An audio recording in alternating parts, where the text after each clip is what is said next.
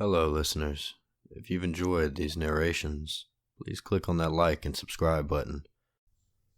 I died and woke up in hell. I found a way out. I was never a good person in life. I cheated on my wife, cheated on my taxes, stole from my business partners, beat my kids anytime they looked at me wrong, and overly just acted like a general scumbag. In hindsight, I see it clearly. I wish I could start over and do it all again. One night on my way home from my law firm, a freak ice storm covered the highway. I had four-wheel drive and didn't think about the fall sleet and hail until a truck in front of me began to slide, then jackknifed and flipped, landing not even 10 feet in front of my SUV. I had no time to react.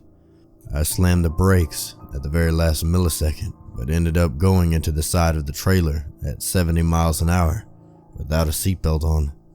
The last thing I remember was time slowed down to a crawl as I flew through the windshield, shards of safety glass glittering like stars all around me in the winter air. Then it was blackness.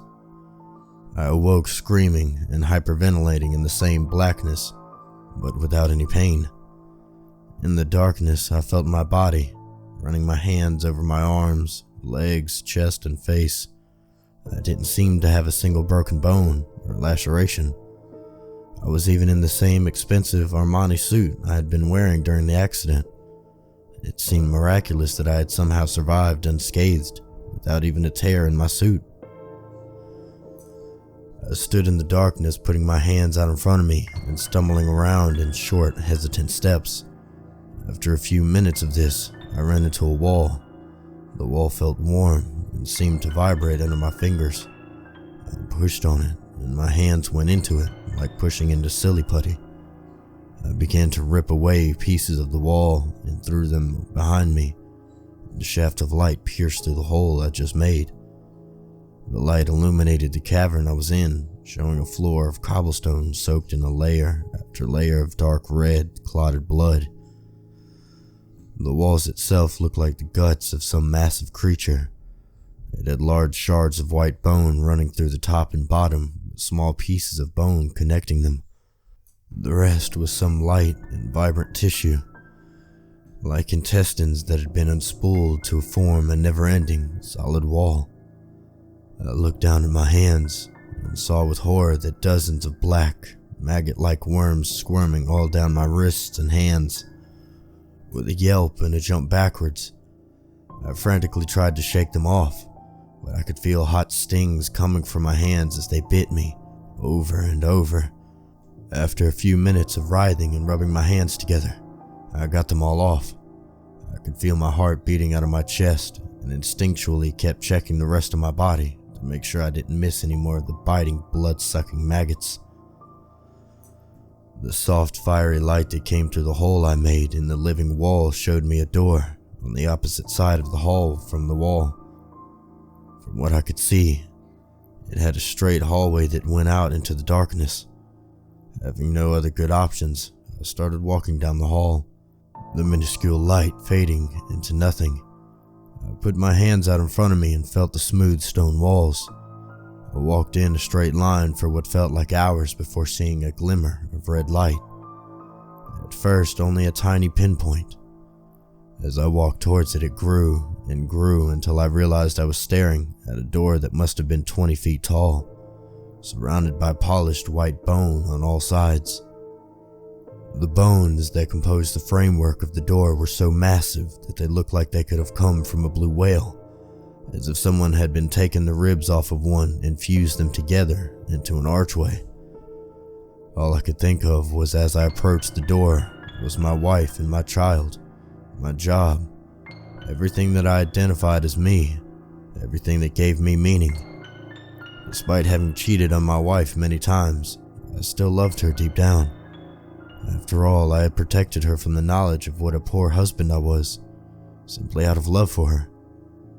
I had never let my 5-year-old child suspect that his father was involved in any illegal or immoral acts. My love for them had me protect them from all the things I had to do, guaranteeing us the better life. Now I just wanted to see them again, to be with them. I knew I was basically a good person, and I just wanted another chance to prove it. I kept their faces in my mind's eye as I walked through the massive archway.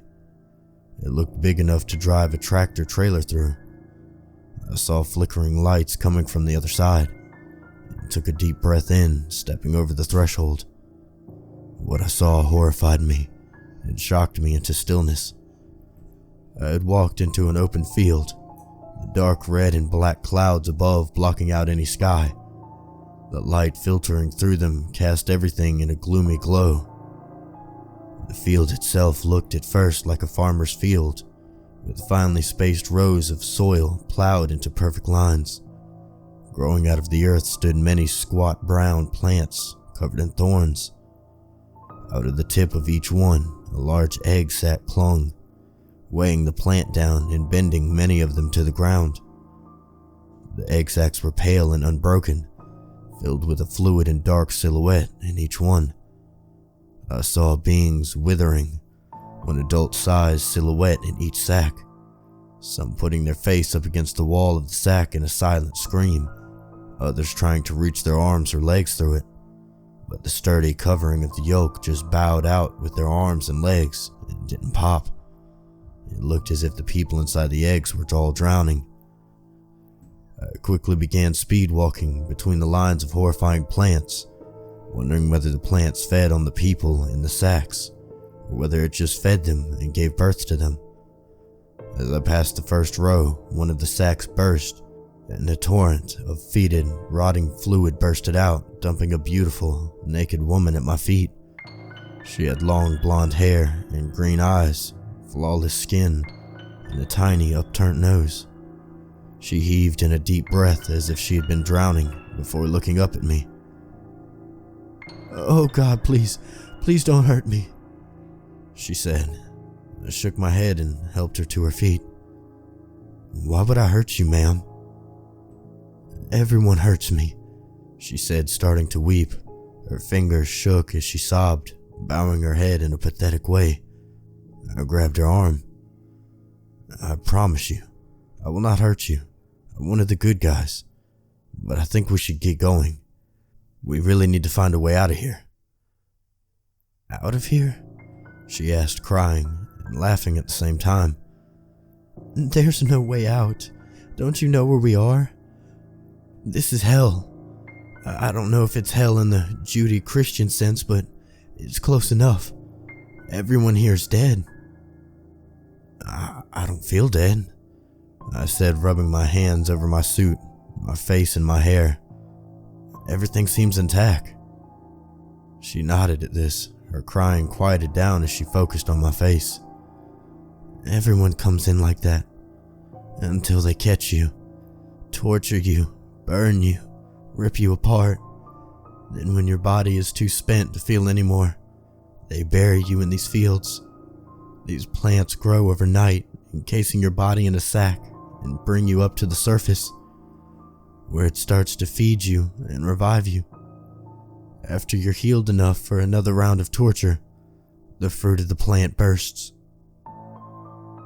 "But who brings you to these fields? Who's in charge of all of this?" I asked. Her pupils dilated, her eyes widening. She whispered the answer. "Angels." At that moment, a bolt of lightning shot down from the red sky, bursting open dozens of plants nearby and showering us in a mixture of blood, amniotic fluids, thorns, and leaves. I grabbed her arm. "Let's get out of here. We can talk more once we get somewhere safe."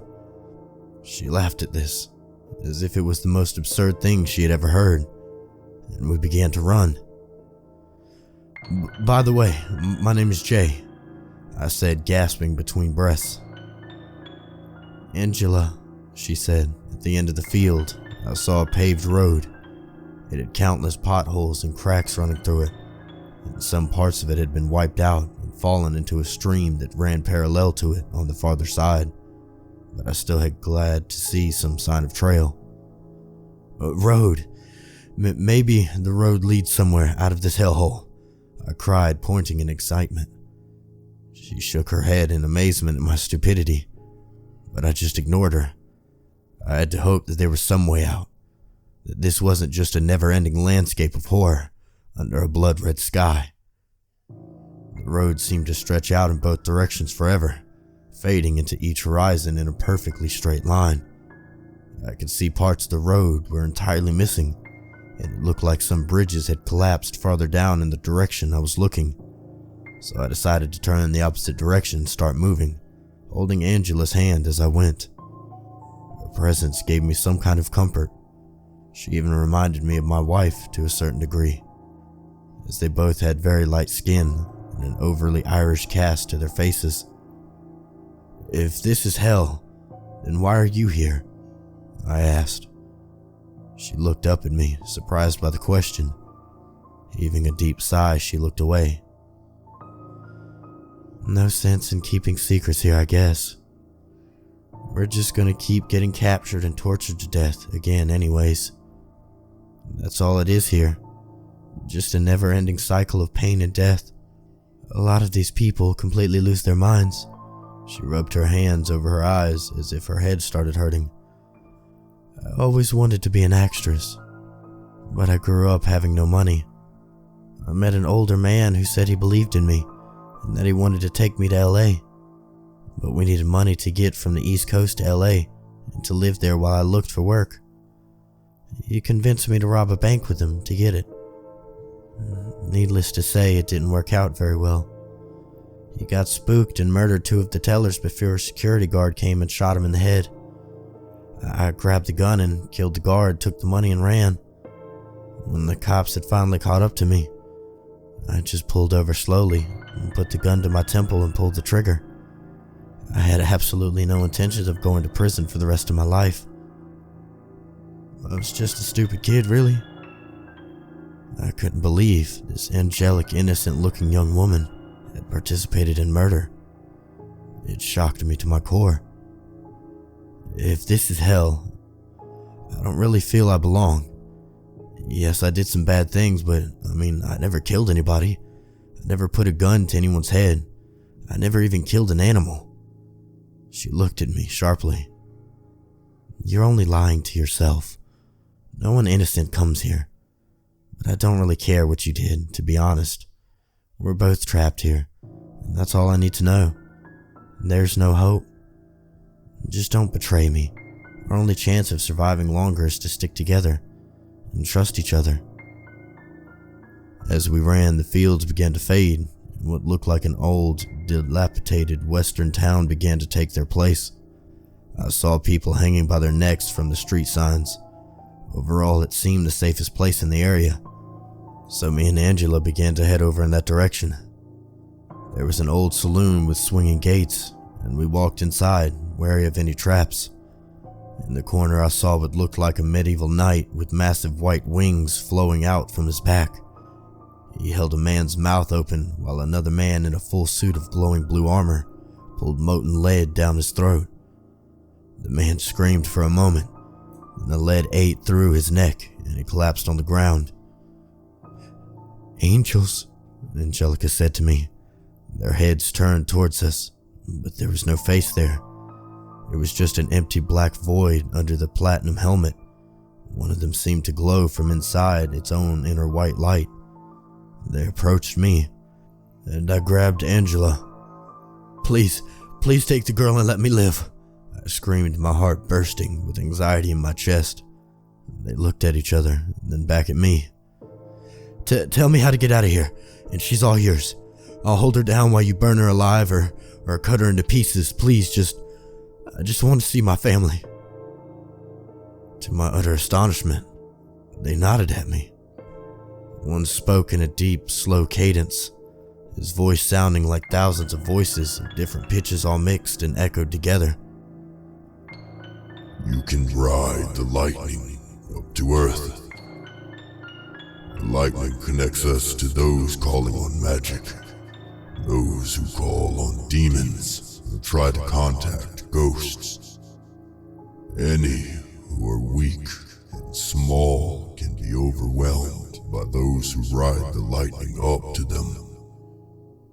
But but you will always return to us in the end. I nodded, throwing Angela in their directions and turning to run back to the field. Lightning was crashing down all around me now, bursting egg sacs and plants every few seconds, but I was no longer afraid of it. I looked up at the sky and saw a swirling whirlpool of red and black, and stood under it as a bolt struck me directly in the center of my head. I felt myself sucked up at an incredible speed, and saw above the clouds a deep void. I fell into the void and saw through another set of eyes. 2 teens playing with a Ouija board in a graveyard, giggling as if it were a game, surrounded by black candles. "Demons, we call on you to answer us," one of them with a high voice shrieked. As his mouth opened, I rushed into it. His eyes widened in shock as I pushed his soul out, sending it spiraling back into the void that I had just emerged from. I now had complete control of his body. Hey man, are you okay?" the other kid asked me. I nodded, smiling, looking around at the clear sky and feeling relieved to be back. "Never better, buddy,"